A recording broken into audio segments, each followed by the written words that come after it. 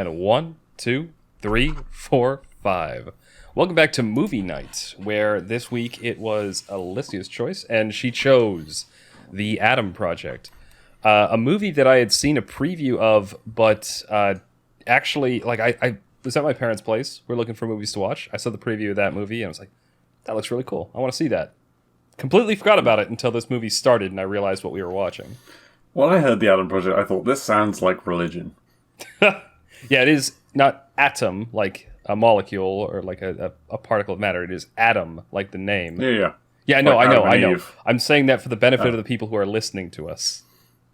What, you're saying they've got a strong accent or something, Kaiser, you dick? No, I do. When I say atom really quickly with my accent, it sounds like I'm putting a T in there. Gotcha. But yeah, I found it to be quite a good movie. A few little, little issues that, especially regarding the sci-fi aspects of it. But yeah, I, being the critical cynic that I am, it's all my mind can focus on. But Kaiser's a lot better. Kaiser is a lot nicer with films. He woos them gently and lulls them to a pleasant sleep. I see that it has a lisp, and I bash its head in with the phone book. What's that metaphor? Yeah, I don't know. It's just there are certain things like I can suspend my disbelief a pretty long way when I'm reading a book or watching a movie or anything like that. There are very few things that really get under my skin, but the things that do get under there very quickly. But yes, you are the Brit that you are, much more cynical. Yes. Although Elysia is not cynical. I think I'm just a special kind of special. Special. All right. So, getting into it, this movie is about Ryan Reynolds meeting child... No, stop. That's it. It's a Ryan Reynolds movie. All right, that's a wrap. Let's get out of here. Yeah. No, but it's a sci-fi movie, right? Set in contemporary times. I think it's 2022. It's set in the year the movie came out. And it opens with Ryan Reynolds, adult Ryan Reynolds, in some kind of like a space fighter plane, like getting away from people shooting at him. He uses a little thingy on the bottom of the whatever to open up a wormhole, and he shoots into the past. That very descriptive metaphor you just used there is one that we're going to be using several times for several different things throughout this description of the film. He has like a thingy, and it does a thing. It does a thing, yeah. I kind of like that they didn't go too deep into the sci-fi. And I agree with you near the end of the movie where they try to explain too much and try to actually make the science make sense. That's when it was starting to like crack my my illusion. It kind of the thing that he went through in the ship kind of looked the thing that popped out of the ship to fire. It looked like the rift converter or whatever it's called from Ratchet and Clank. If anyone out there, no one's going to have heard of it, but if you do, now you know what it looks like. It reminded me of the bottom of the Star Trek spaceship. I'm not a big Star Trek Enterprise. Yeah. It doesn't have two of them. Yeah, it has the two on the side, but it also has a round thing on the bottom. Are we losing like nerd credibility here? We're not Star Trek people. I was going to say I'm too young, but I don't think you are. No, it was around when I was a kid. I just didn't watch it. I did watch the Star Trek The Next Generation as an adult, and I really did like it. But I never watched the original. The Star Trek movies, I saw the first one or two of them, but that's not what we're talking about here. Yeah, I was going to say, bringing it back. I feel like we do this every time. We start talking about the movie in question, and then we immediately start talking about anything else. And then by the end, it's back to Batman. It's always about Batman. But yeah, so Ryan Reynolds, it's established very quickly that he's bleeding. He's in a stolen ship. He's being chased. He's being shot at, and he fires a wormhole. So he's going back in time. Then it cuts to, which I think this might be one of the best instances of like casting for a movie that I've seen, because they found the child that is Ryan Reynolds. Like, wait, does Ryan Reynolds have a kid? Was that actually just his kid? I don't think it. Honestly, if it was, I wouldn't be surprised. But I don't think so. But honestly, this kid, like, he was playing Ryan Reynolds that entire movie. Like, he wasn't playing whatever Adam, the character he is in the show. He was playing Ryan Reynolds. Yeah. I'm going to have a hard time saying it. This is like a tongue twister. Ryan Reynolds.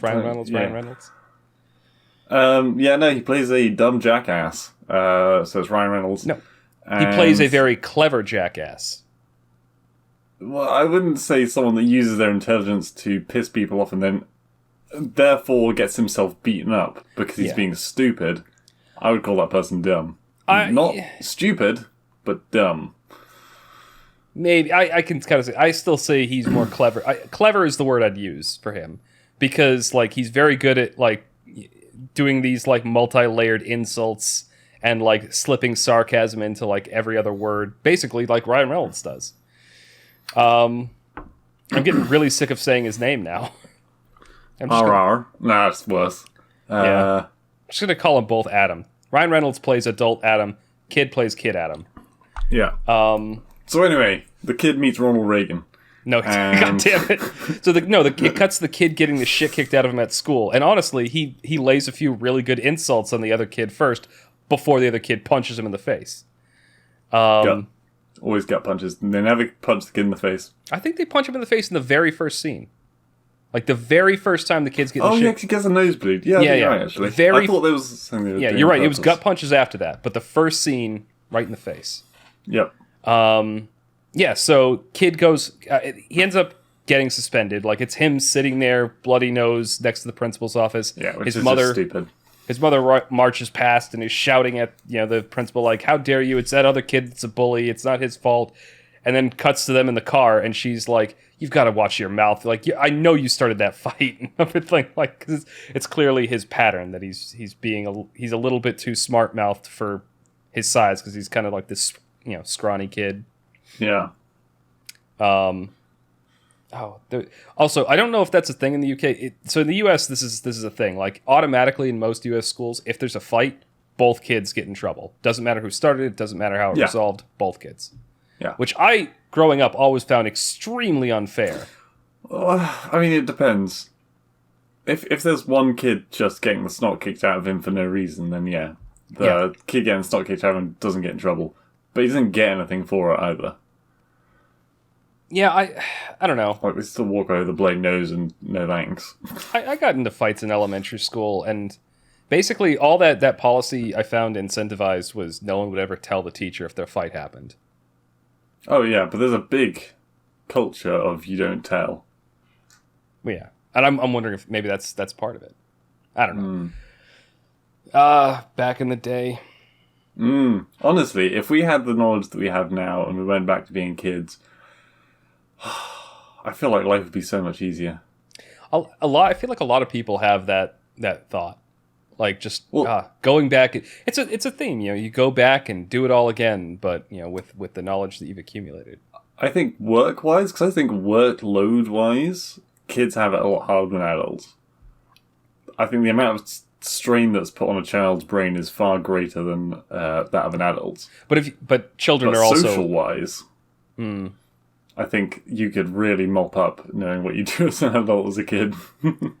Yeah, there's layers to that. I don't want to get too deep into this, but I think the reason you put a lot of like mental load on a kid is their brains are more flexible. Like you're capable of learning a lot more when you're younger and a lot more quickly. You can cut up them. It's the reason why like kids that grow up in multilingual households pick up multiple languages like that. But if you try to learn another language as an adult, it's a lot more of a struggle because your brain is wired differently. Anyway, back to the movie. Yes. Almost past the first scene. In these opening scenes between young Adam and the mother, it's established that he's getting into trouble at school because he's a bit of a smart mouth. He's a scrawny kid. He's got asthma, all that fun stuff. The mother is like struggling because she's on her own. The dad is gone. I wasn't quite clear on this at first, but they do reveal that he's dead. At first, I was thinking, did he leave the family, or...? Yeah, so I worked out pretty quickly that he died, but then they don't mention it for a good portion of the film, and I forgot that was the reason he had left. And I was like, he just went off and slept with another woman, didn't he? And then they were talking about him, they were like, oh no, wait, he died. Yeah. Oh wait, this is a different time zone. I'm confused now. Yeah, I need to. I feel like I need to give this movie a lot of credit for that, because that's the trope a lot of movies go with. Is like, oh, dad left, he slept with another woman, he did this and that, and that's the reason he's gone. In this movie, the dad was genuinely like a fairly good person. He just died, and that was the reason he wasn't in their lives anymore. So respect to this movie for not going with one of the more overused tropes these days. Anyway, so cut to them being back at home, and the mother's like doing taxes and bills and whatnot. The kids, being snarky and sarcastic, goes on for a little bit, and then she has to leave, and she's all dressed up, and she's like, "Oh, I'm going out for dinner," and he's like, "No, you're going on a date." She's like going on a date with a coworker or something like that. Yeah, honestly, God, I know that it's part of the story that he's meant to be an asshole at the beginning, but fuck, that was just painful to listen to that scene. Like, you're being a real douche canoe. He was, but I like sarcasm, so I enjoyed it. I enjoyed it despite the fact that he was being a complete ass, and I don't think his mother really deserved it. Don't get me wrong. Again, British. I love sarcasm, but you don't talk like that to your mother, and so yeah, it's just awkward for me. Yeah, I guess. He did kind of just walk all over her a bit. I don't know. He was speaking at a level that was about 10 years above his age. Go on. Yeah, I'm just. Maybe I can't relate, because I know my mother can give as good as she gets when it comes to like sarcasm and stuff like that. So I would have never been able to like pull that shit. But anyway, that happens. Mother goes out on a date. Kid's alone. She tells him no video games. Cut to him playing video games, and then the power goes out. And so him and the dog go out to investigate. And dog is very cute. The dog is adorable. I know it doesn't need saying, but it needs saying. Anyway, he finds somebody. He's got a baseball bat, and he finds somebody out in his shed. It's old Adam, which he doesn't know that's who it is yet. And there's a bit of a conversation between the two of them, and then he notices that the dog is very friendly with the older version of him, and he's just letting him scritch him and everything like that. And it takes a long time to notice that. It's like he does. It's fucking obvious. I'm actually really glad that this movie kind of didn't belabor the fact, like didn't let the characters sit there and be like, "Who are you?" and then go through like multiple scenes.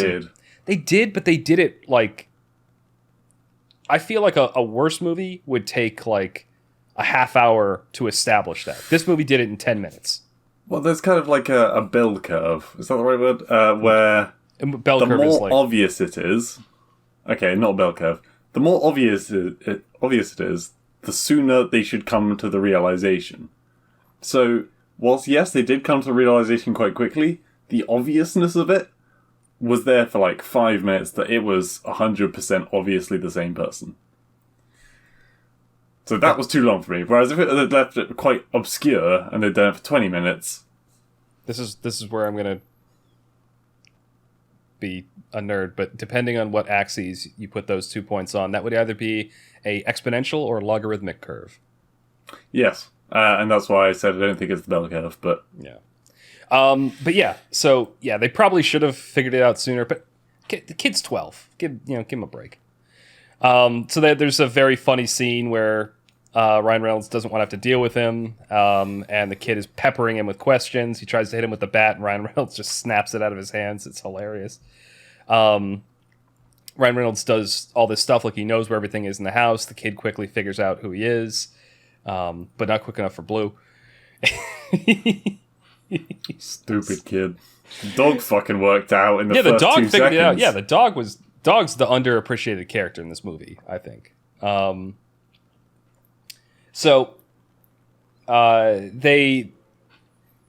Kids continually peppering with questions. Ryan Reynolds is trying to patch himself up because he's got a bullet hole in him. Witty banter all around, and then they go outside and they find Ryan Reynolds' spaceship. He also is asking a bunch of questions to try and establish what year it is and what time it is. So he's like, you know, who's mom going out on a date with, and it's like, oh, it's this guy, and that's how he's kind of establishing that's the exact. Weird that you establish dates by which guy your mother is dating. Yeah, I feel again this is one of those points where it doesn't make logical sense, but it's entertaining, and so they went with. Yeah, they made a lot of choices in this movie where they were. It was a very funny movie. The reason we don't talk about funniness in movies so much is because we can't do a good representation of anything funny that happens. But we acknowledge that it's there and that it's good. Yeah.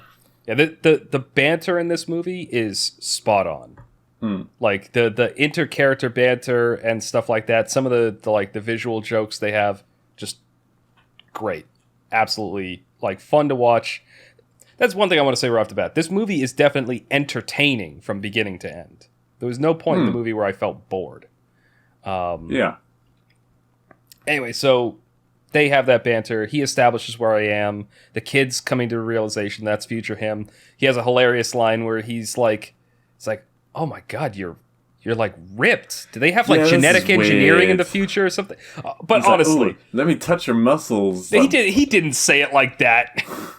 But think about it. If you were like a scrawny little kid and you saw your future self being like ripped, I wouldn't say that. Well, yeah. Also, you can see the way I'm going, guys. That ain't happening. Okay. I'm gonna be a stick forever. Well, I was a chubby kid, and I'm happy that I'm not. And you still are. And I still am. No.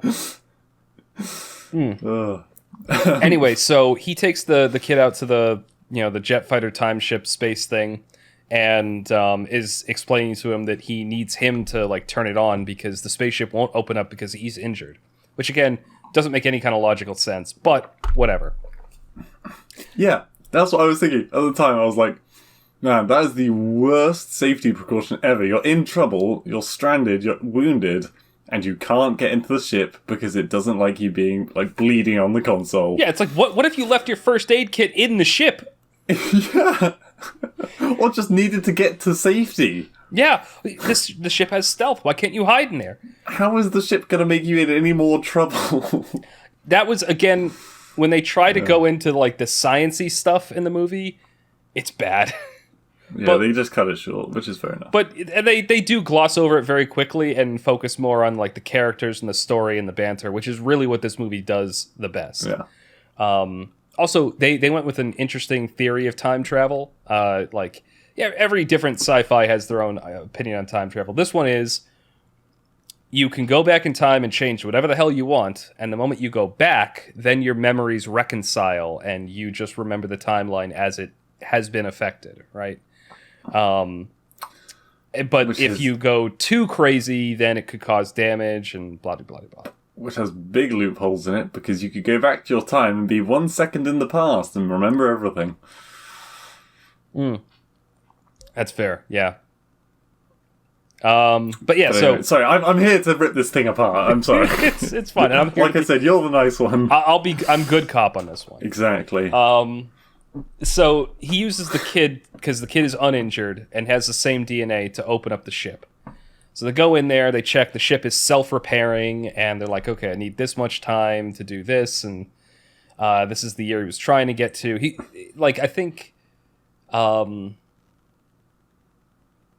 Oh, no, that doesn't come yet. So anyway, he's like, okay, I need to go into town and get like bandages. Oh no, he sleeps in his dad's old shop, in the garage.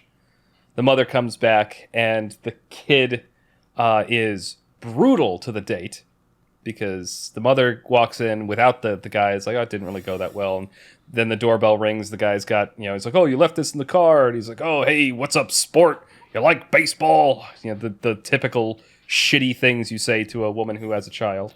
I don't think that's that shitty. He was asking you like sport. Honestly, he was being fairly nice. But it's an old stereotype of the thing that like you say to like your friend's kid, like you're meeting like a friend's family and they have a son and you're just like, hey Jimmy, you like baseball?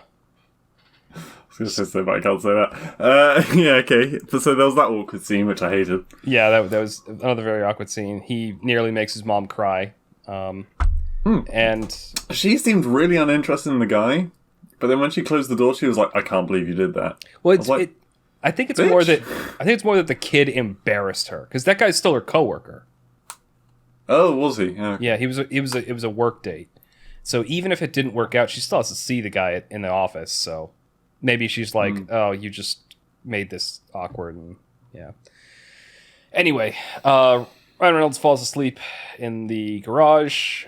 Kid goes to bed, like the kid does. Fast forward to the next day, and the mother goes off to work, and kid goes out, and Ryan Reynolds needs to go to the supermarket to get like bandages and shit to make sure he doesn't bleed to death. And so they go into the house, and they're like, "Oh, we can wear Dad's old clothes and stuff like that." And Ryan, this is where it's kind of established that there's a lot of bitterness remaining in adult Adam's mind because the kid's being a douche, and the adult version of him is like, you're going to regret for the rest of your life being such a dick to her. It's like, look, the woman, it's been a year and she still hasn't cleaned out, her dead husband's closet. So she's grieving and you're not making it any better. And so that's part of the dynamic between the two of them is they both have different perspectives on their life. Like for the kid, the trauma is still fresh. His dad's only dead a year. For the adult, it's a long time ago and he's had a long time to regret, things he did as a kid. Let's see. They go into town. Sorry, do you have something to say? I was going to say, this is the part where the mother is in the bar with Roger Rabbit and talks about that kind of stuff. That doesn't happen quite yet. First, there's the awkward scene with the bully.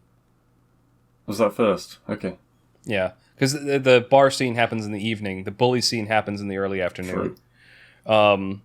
So they go out to... He gets his bandages and stuff. They go outside, and the kid's getting roughed up by the bully because they're both suspended, so they're both fighting out of school now. Yeah, this was fucked up. Yeah, this was an interesting scene. Ryan Reynolds intimidates the bully at first, and he's like, "No, I'm going to let you beat the shit out of him." And then he has a pep talk with a little kid, and he's like, just look him in the eye, and then punch him in the nuts, essentially, is the summary of it. And the kid fucks everything up and gets the shit kicked out of him. At which point, the kid runs away, and Ryan Reynolds, intimidates the bully. He's I can't remember exactly what he says, but it's something along the lines of, it's like, if you touch him again, I'm going to pull your arms off, and I'm going to beat Tommy over here to death with them, or something like that.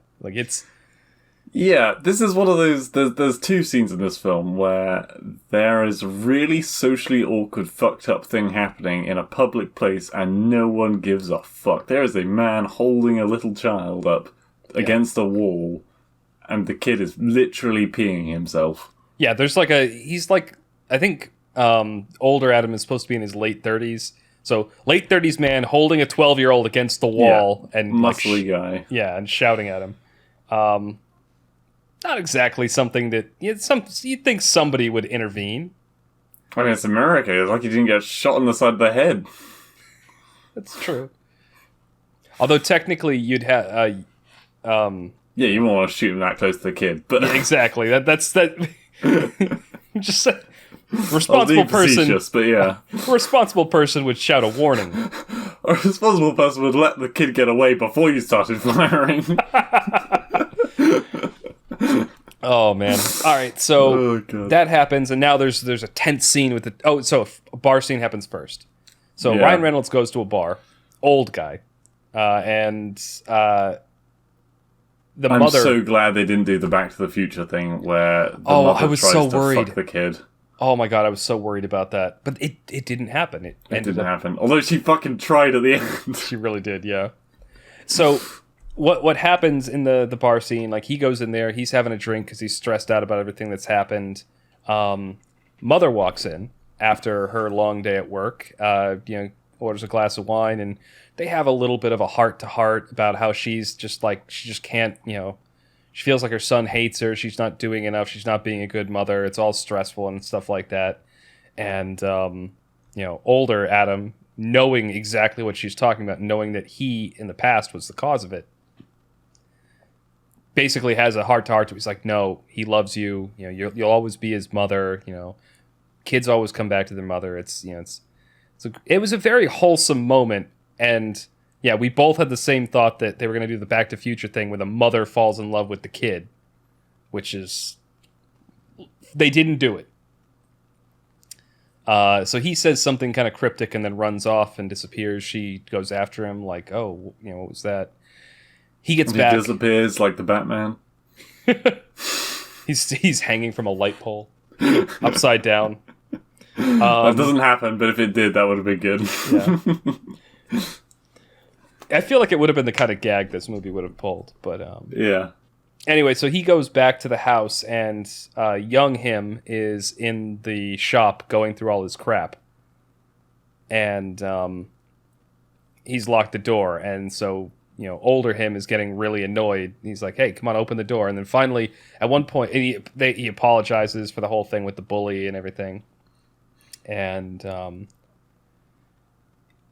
think one of the things he says is, "You don't end up growing up to be me without getting your ass kicked quite a few times, like throughout your life." And that's when the kid finds, like, there's a picture that he had been looking at the night before, and it's, beautiful woman, holds it up to the window, and it's like, who's this? And that's when it's revealed that's his wife, who disappeared on a time travel trip to 2018, which is why he was trying to get to 2018, because she died under very suspicious circumstances, and maybe she didn't actually die. Dun dun dun. Yeah, I wanted to kill the kid again when he's like going through the processions. Oh, I don't know. I just didn't get on with that kid. I found it once in my head he was established as Ryan Reynolds mini-me. I found everything he did fucking hilarious. Because I'm just picturing a shrunken Ryan Reynolds doing all that shit. When I was talking to Elysia about this, I think the line I said was, I really liked the fact that the film wasn't afraid to have Ryan Reynolds go around and shit talk a kid. Yeah. And I also really didn't like it because Ryan Reynolds was just being a dick to kids. So, it's literally both. There was a lot of give and take between the kid and Ryan Reynolds. Like, there was a lot of, like, they both shit-talked each other. They both had the upper hand at one point or another, like, in their, like, the banter between them. I really think that dynamic was really well done in this movie. Anyway, so, what happens next? He kind of goes on and talks about how that was his wife, the disappearance, all that stuff happens. Oh, the future stormtroopers. So there's a scene where it's established that this time dropship full of, like, black-clad armored stormtroopers come in with this old lady whose voice sounded really weird. Alright, there's several things about this. Shall I start with a positive or end with a positive? Start with... I don't care. Because there's one positive and several negatives. All right, go with the positive first. Okay, right. Actually, most people won't consider it positive. I am proud of this film, and I'm not just going to give it up. We're not going to talk about it. I'm proud of the film for going out there and saying the main character is going to be a male protagonist and a female villain. That's all I'm going to say on that. I think it was brave. There we go. I want to say one thing. Okay. I can only think of one other movie in recent times that has done that in this kind of genre, and that's the third Thor movie. The villain was a female. Right, I haven't seen the third one. It's okay. One of the things, like, people kind of, I don't know, is a lot of the reasons they don't do that is because it's kind of a faux pas now to have a male character getting the upper hand of the female character. But in this one, they presented them as relative equals, which I thought was, it was pretty good. I agree with you, is all I'm saying. Go on. Okay, right, so the fight scene. Let's quickly go over how Ryan Reynolds explains the effect of dying in a different dimension. And I quote, "It's weird, don't ask about it. It's the entire explanation. That is the extent of the science that we delve so deeply into in this film. I count that as a positive, I should say. Because If we've already you don't care about the established... science, fine. We've already established when they talk about the science, they fuck it up. Yeah. So I think it was a wise choice, in this case, to just say, who cares? It was a wise choice, but if they had really gone and done the effort and made it sound like a good sci-fi, then they wouldn't have had time because the film would have been 5 hours long. But it would have been better. Anyway, next, the fighting. It's amazing how absolutely garbage that armor is. So much so that it seems to make you weaker than if you were naked. Because, like, single bullets were vaporizing people instantly. Yeah. And a big stick was doing it as well. That armor did literally nothing. Yeah, Ryan Reynolds has got like a Darth Maul style lightsaber thing. Except it glows blue and it seems to be more solid. It's not like a beam. But yeah, the moment they get touched, they're gone. Yeah. Except for the main bad guy. The guy with the scar on his face. Yeah. Not the main bad guy. The lieutenant to the main bad guy. Yeah. The main bad soldier, I should say. And yeah, then Wifey appears. Yeah, so yeah, big fight happens. The wife rolls up. She's alive, and she has been waiting since 2018 till he arrived. With a grenade launcher that does nothing to the ship. Yeah. So ensues a very wild chase where she's like swerving all down the road and stuff like that in this old shitty SUV. Wait, no. I haven't finished yet with this scene. Okay, go on. Finish. So you know how the big invisible dropship lowers a massive, like, gun? Mm-hmm. And the kids on the ground beat up all the shit ninjas. Mm-hmm. And so all the ninjas are dead, and they're like, right. And the massive fucking holoship with the giant gun goes, nah, I'm gonna fly away now. It just goes away. And chase them when they have a car, because that's reason. That'd be too... You know what I bet it is? In the future, they're probably all union. They needed a break. It's break time. Oh, see, yeah. The boss needed a break. Yeah. Fucking unions, man. Yeah, go on. Anyway, so yeah, they escape in this shit SUV that could not really be doing the kind of maneuvering that they were doing on the road. But although I do love that they called out like this, they actually made fun of the trope that they were doing at the time. Here she's swerving between cars and stuff like that, and still slamming on the... While her and her husband, the older guy, have this heart-to-heart, and like, oh, what happened? How did you get here? What's the update? They're doing like a plot dump. And the little kid, at one point, he's like, why are you still driving like this? There's no one in front of us! And then it cuts to the front of the car, and it's literally clear roads, and she's still like swerving and like on the gas. I found that hilarious. Yeah, but then they're like, because of the thing above us. Yeah. So they tried to cut themselves a bit. They did. They did the scene from Star Wars going through the forest with the land speeders. Where he opens the door and it knocks the guy off the motorcycle. No, that's not what happens. And what happens is stupider than that. If that had happened, that would have made sense. What happens is he opens the door, he takes his lightsaber and he cuts a tree. So he slices the bottom of the tree. And like, the guy would have still hit the fucking tree, dude. You slicing it did literally nothing. But it was cool to watch. It's like... I can already see what the rating's going to look like at the end of this when we both give our thoughts on that. But it's like, why explosions? Why not explosions? So they get to like a cabin on the lake after they get away from the ninja stormtrooper people. And I see those quotation marks. And then old Adam and wifey go into the cabin and kick little Adam out because they're like, we need to bang. And the funny thing is, like, she's like, he's like, be gentle. I've got a bullet wound or something. And she's like, suck it up. It's like she's been waiting there for 4 years. It's like, I don't care if you have a bullet wound. We're banging now. Cut to them having a heart-to-heart on a picnic table. all three of them outside. Yeah. Fully dressed, I should clarify. They're finished with the banging. They're still doing it, like, while the kid's there. It's a bit weird. Oh, God. Yeah, this wouldn't have been the same movie. Yeah.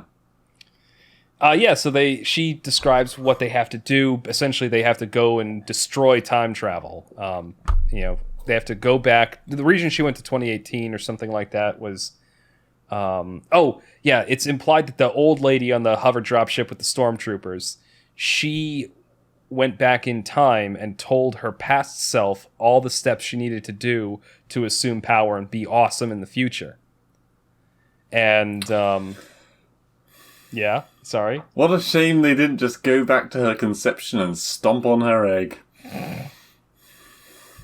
This is like one of those old time travel conundrums. If you could go back and shoot Hitler, would you? It's like, why go back to the exact point where they suddenly become mega powerful when you've got time travel? Because big action set piece. Anyway, so they escape, and there's a heartfelt we'll meet again sort of thing, and wifey is there. She's gonna make her last stand against the hover ship, and while the other two escape, and they do, and she gets fucking murked by the enemies. So you're looking like you're thinking, did I miss something? I was trying to... So we've skipped over both the scenes with Scarface, but they're not particularly important because he's not really does anything. He turns up and then he gets kicked in the dick. Yeah, basically the lieutenant to the main baddie. So the evil woman, right?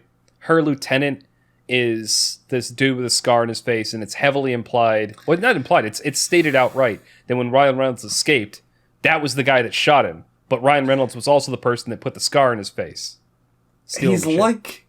The closest thing I can imagine to is he's like the rival in Pokemon, right? So he just turns up out of the blue randomly for no fucking reason. To be a dick. Kick his ass again. Doesn't do anything. Just wastes your time, and then you continue with the story. He pops up, acts like a dick, gets his ass kicked, goes away. That's him. So all that I said before happens. Wifey makes her last stand. She dies. Yeah. Spoiler alert. And the two atoms go off and get to the time ship. And now the time ship is all repaired and stuff, and so they fly off through time. And there's a big dogfight, chase scenes. Guns are shooting at them. They're dodging through canyons, pulling off crazy maneuvers. The classic turning off the engines and turning them back on again trope. Yeah. The joke about, hey, watch out for the G-forces, and then, what? And then they get splattered against the wall or something like that. Which, I mean, when they were flying along, the enemy ship was right behind them, and then they did the crazy turning off the engines maneuver. That ship dropped for like 10 fucking seconds, turned its engines back on, flew into a cave, and then the enemy appeared and flew past. It was like... Can we also talk about how the fact that, G-forces probably would have killed a kid with asthma? Yeah, probably.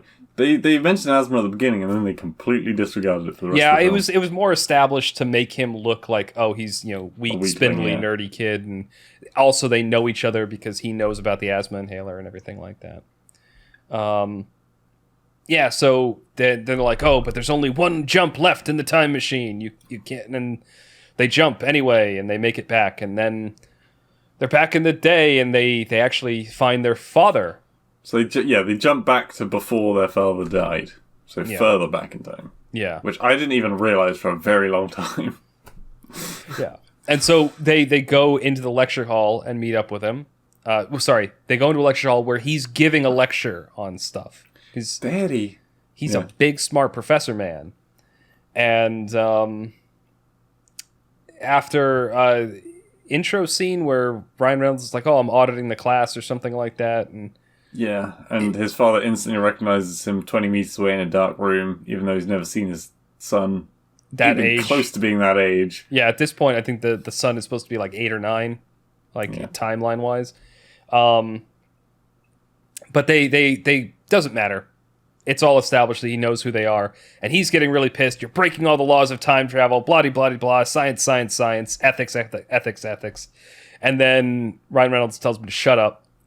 And they kind of explain what's going on there. They go to a motel room, which isn't as bad as it sounds. What? You've skipped over the second time in the film where a very public display of violence happens between, in this case, a teacher and a very muscly man, and no one Ryan does Reynolds anything. punches his dad in the face, at which point his dad punches him back in the face. No one does a thing. No one does a thing. Although clearly not a love teacher. Another funny line as they're walking off, the young Adam looks up at his dad. He's like, good punch. And Dad's like, I think I broke my hand.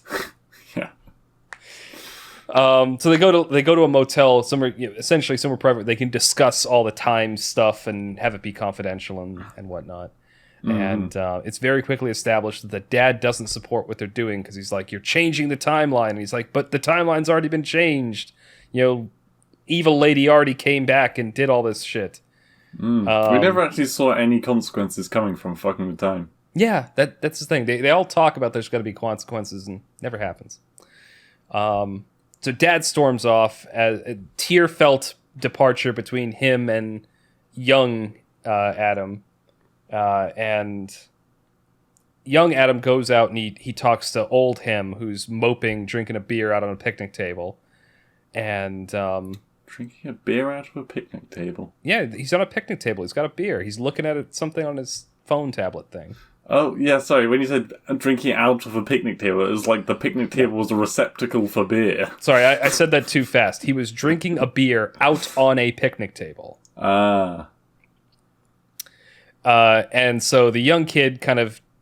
That was a funny scene. Points, yeah. He first of all, he points out that you're just bitter because you've made yourself hate him. You're like, I'm still here. Like, he was actually a good person when we were a kid, and he did all this stuff. He really cared about us.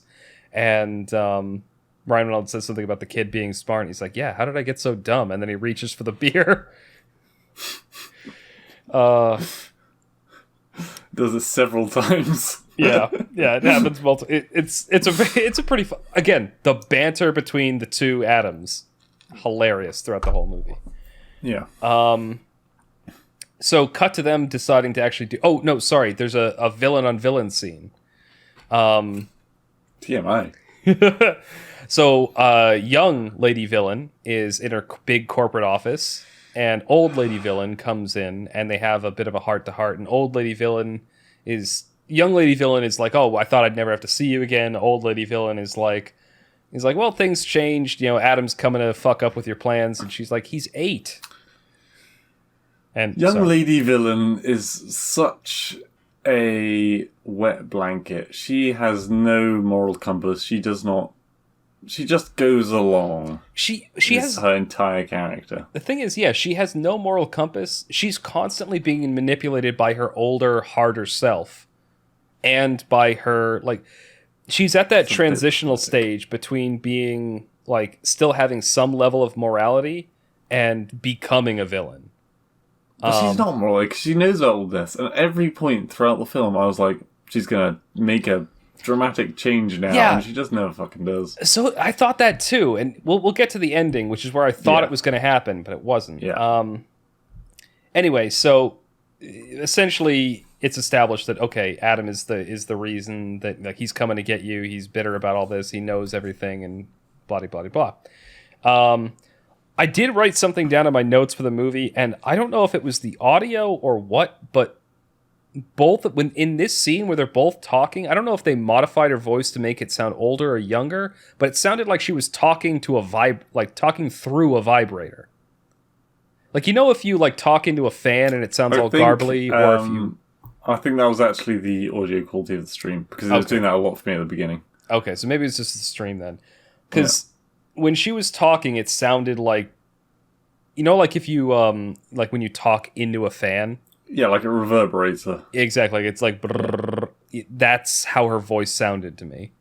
I didn't know if it was just... if they had done some audio tweaking, or if it was just the quality of the stream. All right. Yeah, that was Sweetie's fault. God damn it, Sweetie!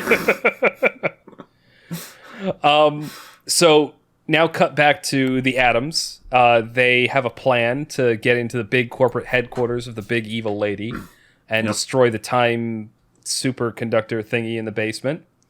Young Adam is controlling a little drone, and old Adam is using his lightsaber They kick some stormtroopers' ass. Yeah. There's I'm a big glad old it fight doesn't scene. take much skill to fly a drone with your hands.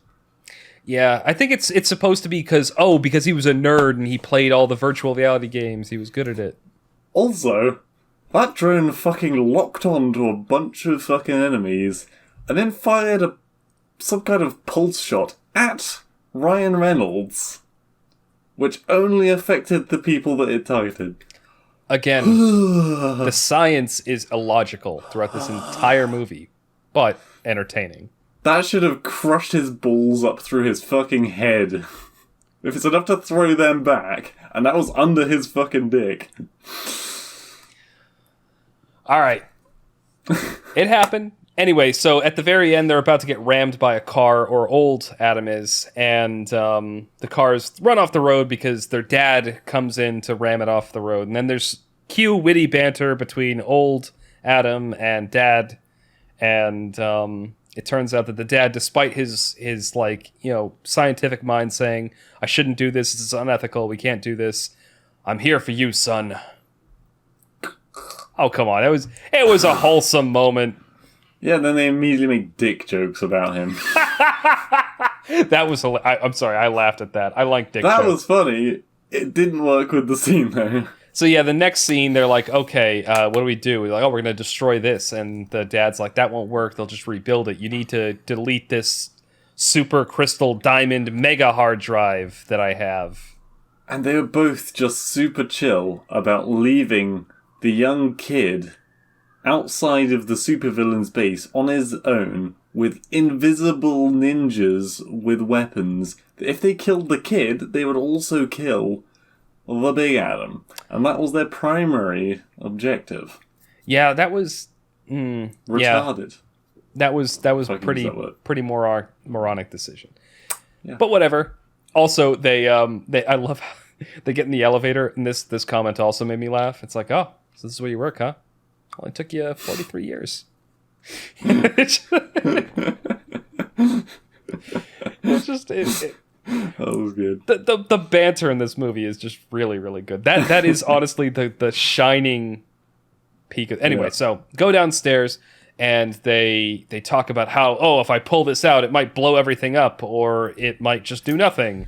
And so the dad just, if you put an electrical device into an MRI machine, that could happen. But it's not electrical, it's a super diamond mega hard thing. Again, they made up a weird random name for the hard drive that the algorithm is stored on. Mind you, it's an algorithm. You could store it on a fucking flash drive. If an algorithm was big enough that you needed to put it on some super special mega hard drive, no human being could have fucking written it in his lifetime.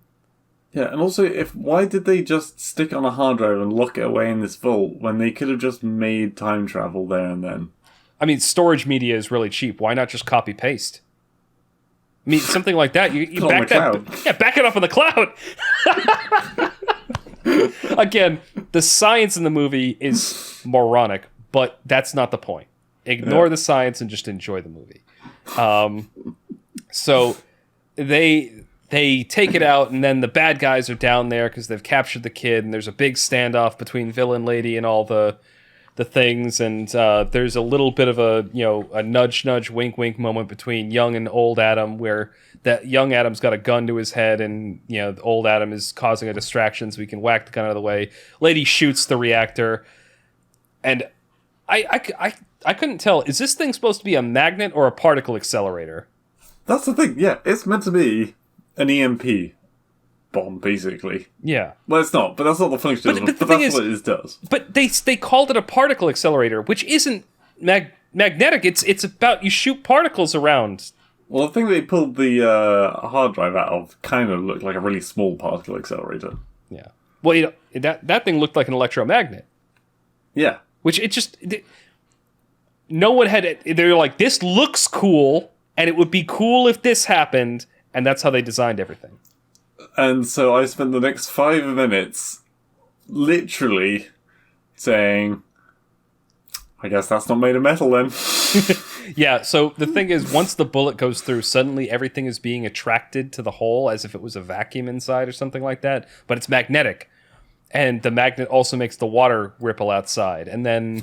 Yeah, that was the first one. I was like, how did it literally pushed back the waves outside of the building, but everyone inside the building didn't even stumble? It's metal water. It's metal water. That's it. Anyway, so big fight scene happens, some funny stuff. The ninjas are apparently wearing metal, so they get sucked, or maybe they have like metal hips or something like that. They get sucked. Well, the armor's made of metal, I think is the assumption. No, they all have hip replacements. That's what I'm going with. Anyway, they all get sucked in. Where did the guy punch himself in the face?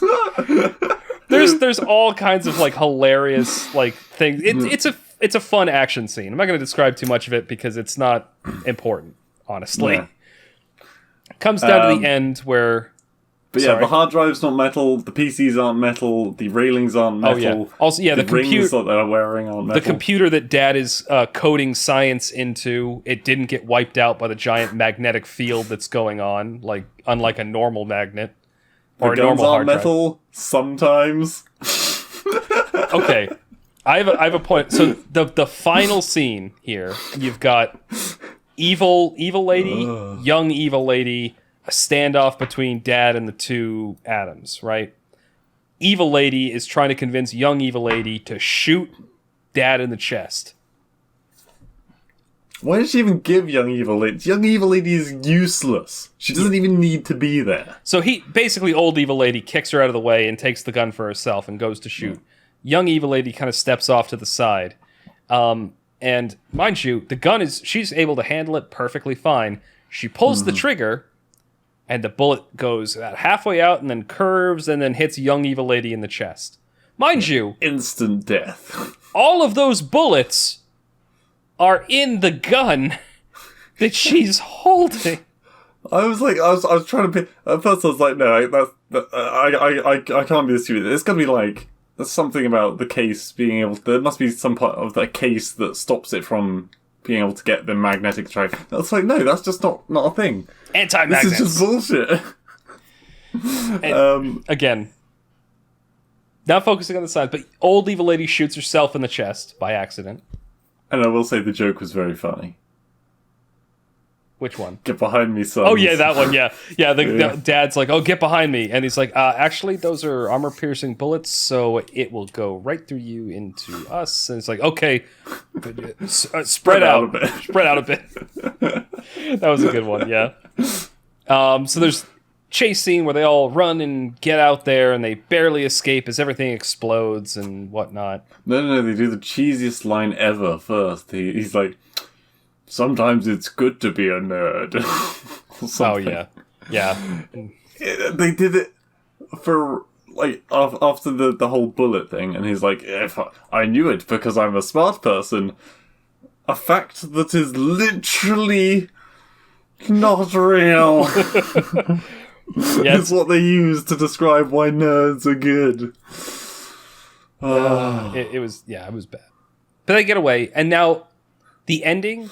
After this, like kind of the ending sequence is honestly one of the most wholesome and just heartwarming series of events. Like an emotional roller coaster, yeah. There's a heart to heart where young and old Adam and Dad all get together and they talk to each other and they finally, get all the emotional baggage out of the way. They go outside and they go to play catch, and then old and young Adam disappear because the timeline has changed. And then it shows where all of them are in their respective places. Took a good long while for the timeline to change. Well, they kind of... They don't explain it, but they say, oh, it probably just takes a little bit, for everything to recalibrate or whatever. It's weird. Don't ask about it.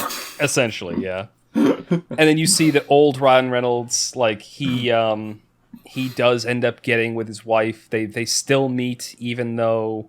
even though they're not going into the space time travel program together.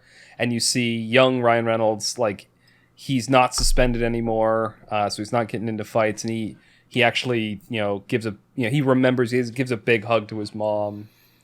One other thing that I just thought about. What? The moment that massive electrical field was caused in that room, that hard drive was completely wiped. No, they explain that it's a diamond hard drive. It's not metal, it's diamonds! Wait, the circuit board is made of diamond. That's what they said. They called it. Yeah, they called it like a diamond crystal hard thingy, whatever. Like your penis, as I recall the joke was. Yeah, that was when they made the dick jokes. Anyway, yeah, sorry, go on. But that's the ending of the movie. I very like kind of a happily ever after sort of deal. Like the dad does still die. Well, the wife is still dead. No, that was just a look back on the past because he can re-meet his wife again. But he did. No, that was him in the past. Yeah, exactly. He met his wife. Yeah, he met his wife. Despite the fact that the time travel program didn't happen, he still met her. And now that the time travel program doesn't exist, she won't die. Oh, right. Is that what it was? Yeah. So instead of because originally they met in like the jet fighter program, but instead now they met in a science class at a university, but they still met in kind of the same way. So the implication is they'll live happily ever after instead of her dying in a plane crash or something like that, or to a Gatling gun. Several times. But that's the whole movie. I found the ending very heartwarming. There were quite a few plot holes in terms of the science, but you know what? You can only expect so much of writers. I'd say watch it for the comedy and the comedy. That's the best part of it. Watch it for the banter and spectacle. The banter and spectacle is on point. The character if you writing like Transformers, you'll probably like this. No, don't sell it that short. Transformers had like paper cutout characters. It didn't actually have any sort of good writing to it. My point was it had very good action. Actually, no, the action scenes in this weren't that good. Yeah. Transformers was all action and no substance. This one, it had substance in the character writing and substance in the dialogue. But if you're looking for hard sci-fi, don't watch this. No. Or if you enjoy tearing apart films like I do, watch this. Just don't watch it with somebody who enjoys it. Actually, I don't care. We enjoy watching it. Anyway. How many plastic hard drives out of 10 is the next question. Discussing it, my rating has fluctuated a bit. From what it originally was. I was high and then I went low, and I think I'm back to where I started. Like a bell curve. I'm dun, dun, dun. That's actually that actually is a bell curve. I'd say 7.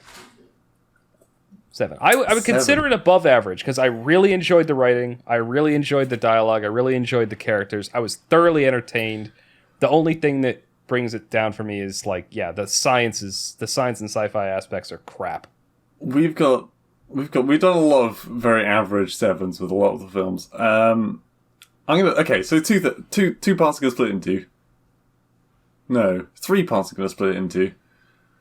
The comedy, including the banter, the action, and the how much I gave a shit about the characters. Let's start with the worst and get better. The action was pretty shit and it didn't make much sense. So I'm gonna say 3.5. Yeah, splitting it that way, I'd be about the same as you. Next, the characters. I didn't like the kid, but there was moments when he was alright. He reminded me a lot of Ed from Bebop at sometimes. Sometimes. I would give that a 7. And then, regarding the comedy of it, the jokes and shit, that's a 9. So, 9, 7, 16, 19.5 divided by 3. It's just under 7. Yeah, just under. I'd say 6.5 then. Yeah. It's 6.7 something. But if you're watching it for the comedy, then like I said, it's a 9.